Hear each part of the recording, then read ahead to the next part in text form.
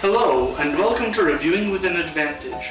This episode we're going to be reviewing Trail of Cthulhu by Kenneth Hite. Trail of Cthulhu is a somewhat modern game that brings us back to our Cthulhu-esque Lovecraftian roots in exploring the 1920s, 1930s through a Lovecraftian lens. We'll start off with what the book starts with, explaining what Cthulhu and the Lovecraft mythos is.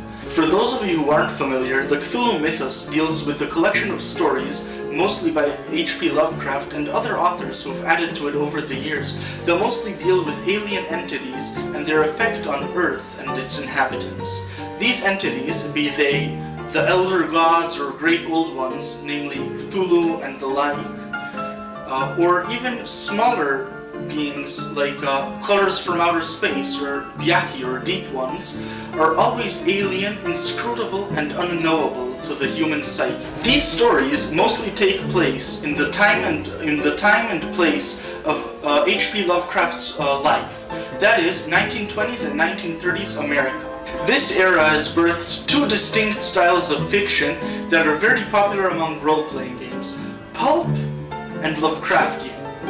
Pulp deals with globe-trotting adventurers going around and searching for treasure, jumping over pits with ropes and whips, and basically doing whatever Indiana Jones does in his movies. While Lovecraftian mythos and fiction deal with your average Joe getting way too deep in stuff he doesn't understand.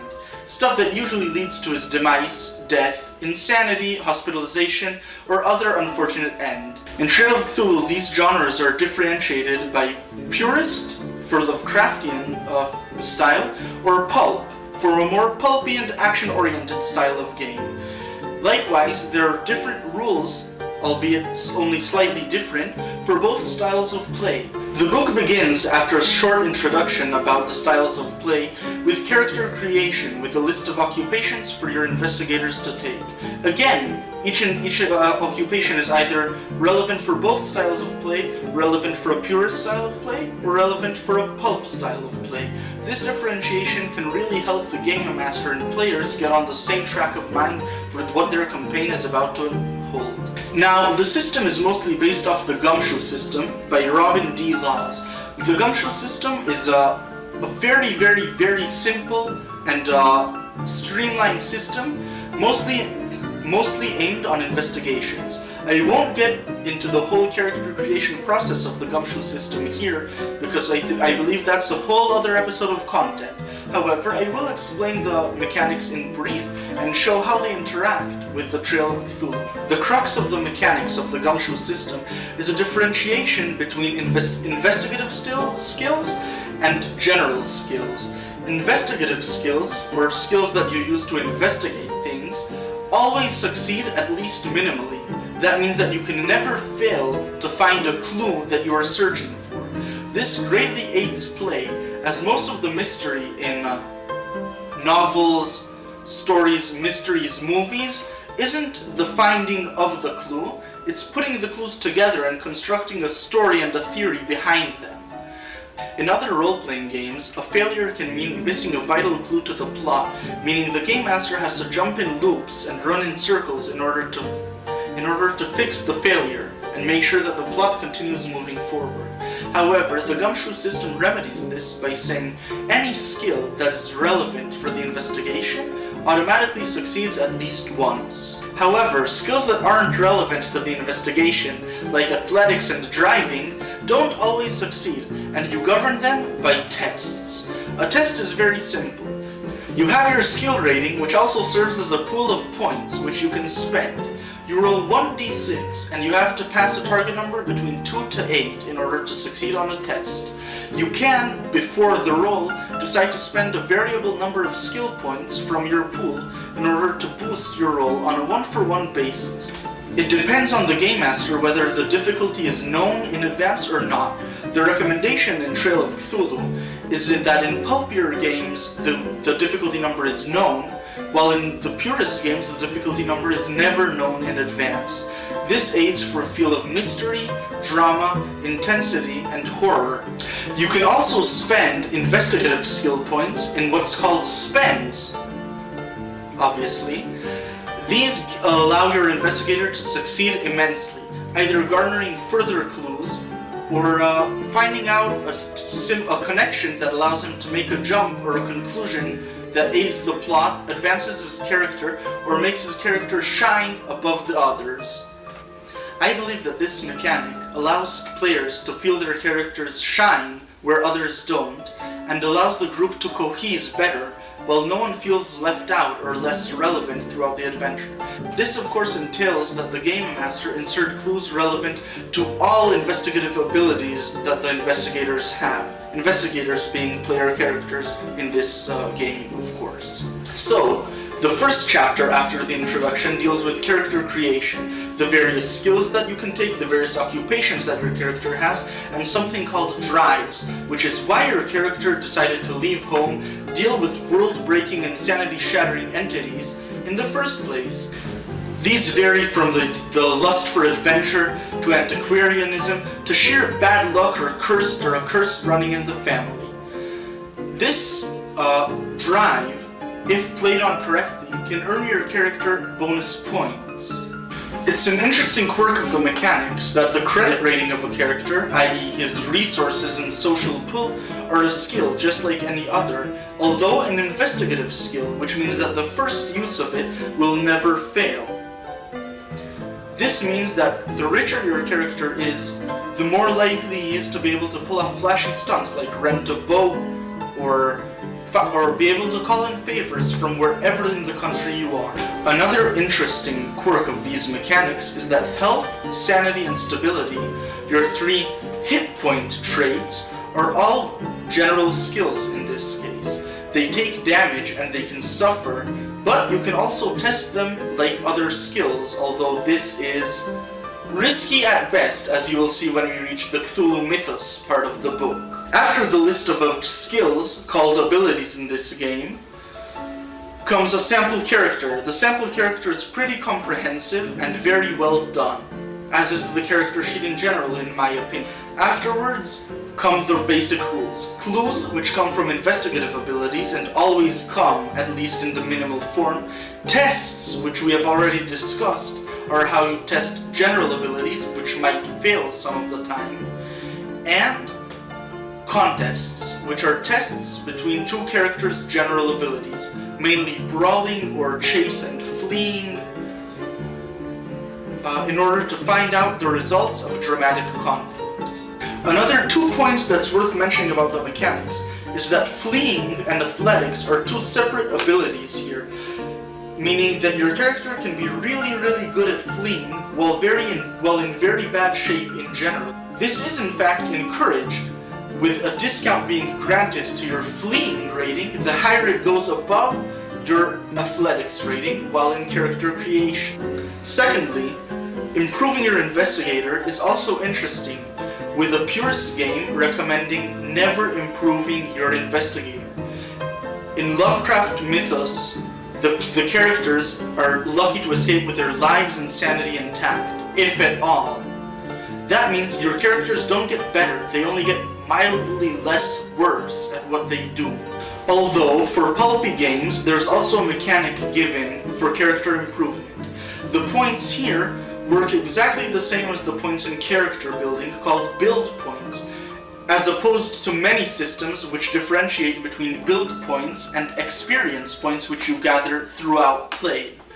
Another difference between their general GUMSHOE system and Trail of Cthulhu in particular is the separation between stability and sanity. Stability is your temporary mental strength, while sanity is your overall mental health.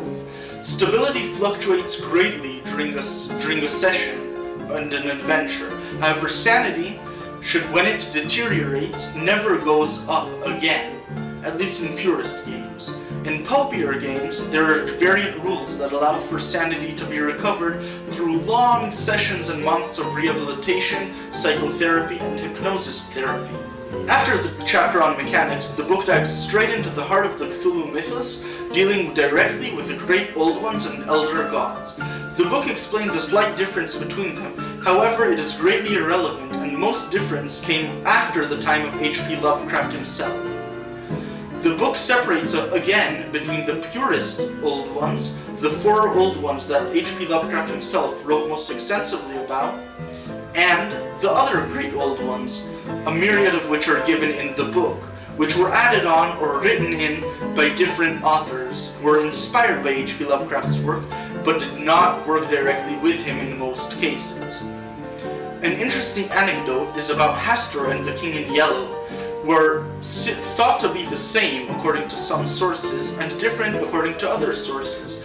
These were actually written some 40 years before H.P. Lovecraft began writing the Cthulhu Mythos in a series of short stories called The King in Yellow. After discussing the Great Old Ones and Elder Gods relevant to the game, the book discusses tomes and magic, abilities and knowledge that the investigators might stumble upon that can shatter their very minds. Magic is learned through tomes, books of arcane and forbidden lore that deal with the Cthulhu Mythos. Each tome has a time that it takes to read thoroughly and a time that it takes to skim. Skimming the book grants various bonuses which are always lesser than if you read the book thoroughly, which can take months of game time, or weeks in shorter cases. Reading a tome grants a rating in an investigative skill called Cthulhu Mythos. This is the only way to gain points in that skill. Not even during character creation can you put points in that investigative skill. However, your maximum sanity can only ever be equal to 10 minus your maximum Cthulhu rating. That is, not the points you spend in order to make your investigator shine with the spends, but your maximum pool point for the skill. After tomes and spells, the book delves into creatures and alien entities, with creatures being supernatural and entities being completely unnatural or out of this universe or dimension. These beings have an effect on your stability and sanity ratings when you encounter them. After the chapter on the Cthulhu Mythos that goes over the Great Old Ones and Elder Gods, tomes and magic, and creatures and alien entities, we go to a chapter discussing the 30s and the various countries around the world that are relevant to the Cthulhu Mythos. This can be remote islands, dense jungles, or even inside a city where cultists are active. After this comes a chapter called Putting It All Together. This chapter mainly discusses the players and player characters and how to bring them together through their drives and motivations and backgrounds in order to form a cohesive group of investigators. This chapter is very short and very precise, and it serves its purpose very well in my opinion. This chapter also discusses things like keeping the tone of the game ominous, casting your characters correctly, and most importantly keeping the game flowing, preventing it from stopping and halting at awkward positions. The penultimate chapter of the book deals with campaign frames.